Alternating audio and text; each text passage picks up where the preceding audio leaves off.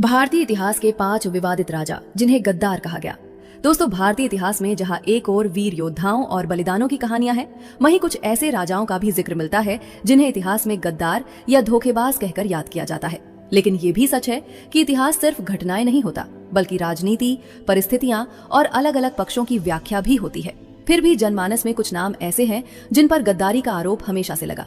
आज हम उन 5 राजाओं के बारे में बात करेंगे जिनके फैसलों ने विदेशी ताकतों को भारत में जगह दिलाई। नंबर 1, राजा जयचंद।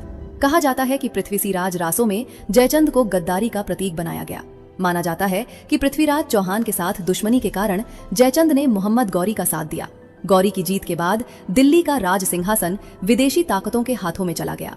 हालांकि कुछ इतिहासकार कहते हैं कि ये पूरी कहानी साहित्य और लोक कथाओं से प्रभावित है, लेकिन जनता की नजर में जयचंद आज भी विश्वासघात का दूसरा नाम माना जाता है। नंबर 2, राजा मानसिंह। राजपूताना की कहानियों में महाराणा प्रताप सबसे बड़े स्वतंत्रता प्रतीक माने जाते हैं। उसी दौर में राजा मानसिंह मुगल सेनापति बने और अकबर का साथ दिया। इतिहास में माना गया कि ये प्रताप के खिलाफ एक तरह की राजनीतिक गद्दारी थी। हालांकि कई ऐतिहासिक स्रोत कहते हैं कि मानसिंह ने राजपूत साम्राज्य को सुरक्षित रखने के लिए कूटनीति अपनाई, पर फिर भी आम धारणा में ये नाम गद्दारी से जोड़ा जाता रहा है। नंबर 3, मीर जाफर। बंगाल के नवाब सिराजुद्दौला के सेनापति होते हुए मीर जाफर ने अंग्रेजों का साथ दिया और प्लासी के युद्ध में निर्णायक भूमिका निभाई। इस युद्ध के बाद अंग्रेजी सत्ता की शुरुआत हुई और उसी समय से मीर जाफर को नमक हराम कहा जाने लगा। ये भारतीय इतिहास की सबसे चर्चित और सबसे काली गद्दार घटनाओं में माना जाता है। नंबर 4, महाराजा नरेंद्र सिंह, जो पटियाला के राजा थे। 1857 की पहली आजादी की लड़ाई में जब अंग्रेजों के खिलाफ देश भर में विद्रोह हो रहा था, तब पटियाला के महाराजा नरेंद्र सिंह ने ब्रिटिश सरकार का साथ दिया। हथियार और सैन्य सहायता देकर उन्होंने अंग्रेजों की पकड़ मजबूत करने में भूमिका निभाई। इसलिए उन्हें स्वतंत्रता आंदोलन की दृष्टि से एक नकारात्मक किरदार माना जाता है।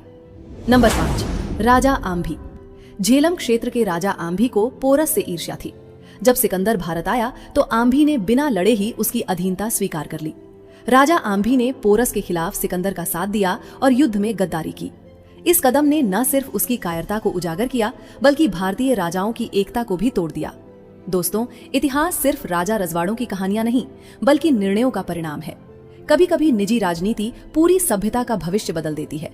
इन 5 राजाओं के फैसलों को बहुत लोग गद्दारी कहते हैं, मगर एक सच ये भी है कि इतिहास के हर किरदार के पीछे अपनी परिस्थितियां और राजनीतिक कोशिशें थीं। तो सवाल ये है, क्या ये सच में गद्दार थे या अपने दौर में रणनीतिक खिलाड़ी? कमेंट्स में अपनी राय जरूर लिखें। मिलते हैं अगली वीडियो में। धन्यवाद।